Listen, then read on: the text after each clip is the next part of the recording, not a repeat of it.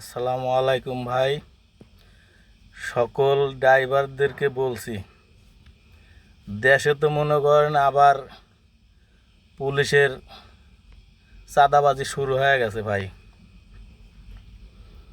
কালকে আমার বঙ্গবাজার মোড়ে গাড়ি আটকায়, গাড়ির কাগজ নিল, গাড়ির ভিতরে কী মাল আছে গাড়ি চেক করলো, চেক করার পরে করছে ব্যাট চালান, এই চালান, এটা সেটা দিতে হইব।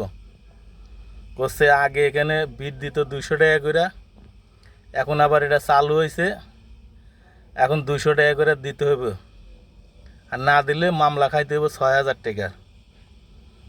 পরে কালকে আমি কিছু টাকা দিয়ে পার্টি কিছু টাকা দিল, দেওয়ার পরে গাড়ি ছাড়ছে। করছে এতদিন অনেক আরামে আসলো তোরা, এখন আর আরামে থাকতে পারবো না, আবার শুরু হয়ে যাবে আমাদের চাঁদাবাজি। তো পুলিশরা কোনো দিন ভালো হবে না। আসসালামু আলাইকুম, ভিডিওটা দেখেন সবাই।